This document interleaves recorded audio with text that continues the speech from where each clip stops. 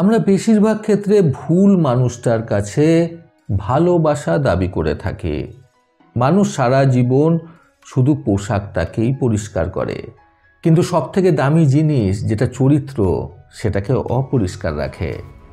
স্বপ্ন বাস্তবায়ন না হওয়া পর্যন্ত স্বপ্নটা দেখে যাওয়া উচিত। বৃষ্টির সময় সব পাখিরা নিরাপদে আশ্রয় গ্রহণ করলেও কেবলমাত্র ঈগল কিন্তু বৃষ্টিকে উপেক্ষা করে উড়ে চলে। তুমি সৎ কাজ করে যাও, এর প্রতিদান মানুষ তোমাকে না দিলেও ঈশ্বর ঠিকই দেবেন।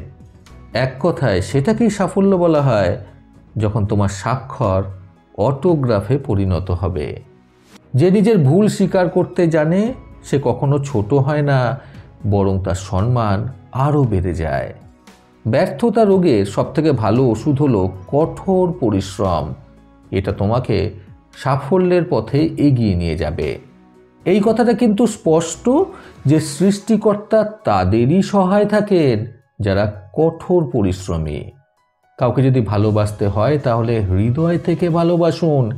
নিজের স্বার্থের জন্য তার সাথে কখনোই ভালোবাসার অভিনয় করবেন না। পৃথিবীতে হাজারো মিথ্যের মধ্যে একমাত্র সত্য হলো মা।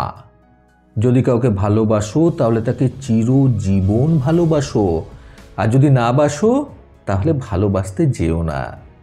একটু কষ্ট হলেও একা চলতে শেখো, কারণ যাকে ছাড়া তুমি চলতে পারবে না ভাবছো সে কিন্তু তোমাকে ছাড়া ঠিকই চলতে পারবে। আজকে ব্যর্থ হয়েছো বলে নিজেকে ভালো কাজ করানোর থেকে কখনোই বিরত রেখো না, কারণ কাল তুমি অবশ্যই সফল হবে। তুমি যদি সূর্যের মতো আলো ছড়াতে চাও তাহলে আগে সূর্যের মতো জ্বলতে শিখে নাও।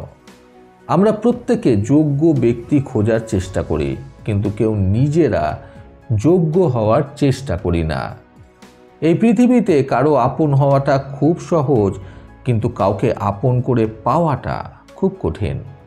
অপেক্ষা করা ভালো, তবে যে এর মূল্য বোঝে না তার জন্য অপেক্ষা করা বোকামি।